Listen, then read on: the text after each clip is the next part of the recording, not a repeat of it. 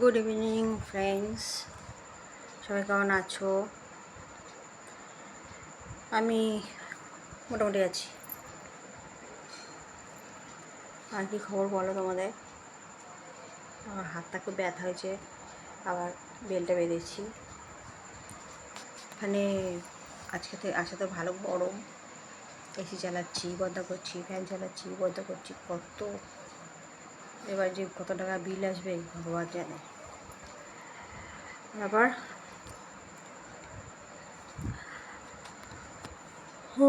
ওকে দিতে কটা কার্ড পেলে?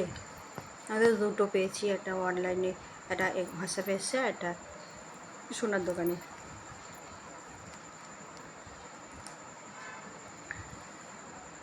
প্রচণ্ড গরমে ব্যতিব্যস্ত সব পুরো। প্রতি বছরই হয় এপ্রিল মে জুন, আমরা কষ্ট পাই। তারপরে বৃষ্টি বৃষ্টি বৃষ্টি। দুপুরে খুব ঘুমিয়েছি, এত ঘুমিয়েছি যে কখন যে এসি বন্ধ করেছি। ওই এসিতে ঘর ঠান্ডা হয়ে গেছিলো, ঘুমিয়ে পড়েছি চাদর গায়ে দিয়ে। তারপরে দেখি ঘুমিয়ে গেল, দেখি এসি বন্ধ। কে বন্ধ করলো?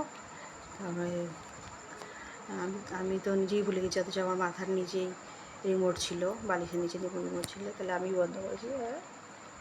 এরকম হয় আমার সাথে, আমি ভুলে যাই। এসি বন্ধ করেছি ভুলে যাই, আমি লাইট নিয়ে গেছি ভুলে যাই। মানে অ্যাংজাইটি ওষুধ এমনই একটা ওষুধ যে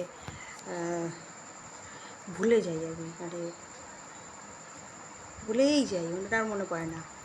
কিন্তু আমরা যে কষ্টগুলো, দুঃখগুলো, অতীতের যে যন্ত্রণাগুলো, ওগুলো কিন্তু আমি ভুলি না। এটাই হয়, মানে লোককে বলে না যে ভালো জিনিস মানুষ ভুলে যায়, খারাপ জিনিস মনে থাকে, সেটাই।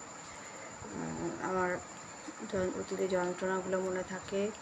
এ মাসে প্রায় 6 বছর হতে চললো, মে মাসে 6 বছর হবে। আমার জীবনে এত ভয়ঙ্কর দুর্ঘটনা হয়েছিল, সেটা আমি যেমন জীবনেও ভুলবো না। যেমন আগস্ট মাসে 14ই আগস্ট আমার বাবা চলে গিয়েছিলেন, এবার 9 বছর হবে, ওটাও ভুলবো না। যেহেতু 15ই আগস্ট আমার জন্মদিন, তাই আগের দিনের এই ঘটনাটা আমাকে কোনো দিনও আমাকে ভালো থাকতে দেয় না। আর আমার জন্মদিনে আমার বাবা আমাকে খুব ডাকতো, আয় আয়,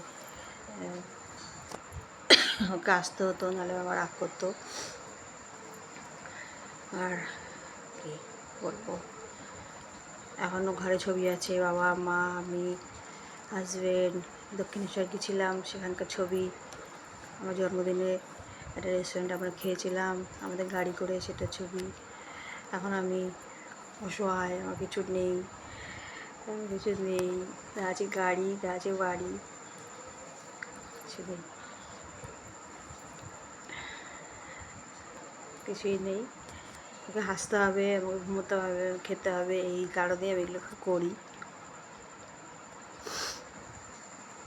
মা অসুস্থ বলে কোথাও যেতে পারি না, মাকে রেখে তো বেশিক্ষণ বাইরে থাকা যায় না। আর মা এখন তার মধ্যে ফ্লাইট ছাড়া বা কোথাও যেতে পারবে না, ট্রেনে উঠতে পারবে না। অনেক গল্প করে ফেললাম তোমাদের সাথে, সবাই খুব ভালো থেকো, টাটা।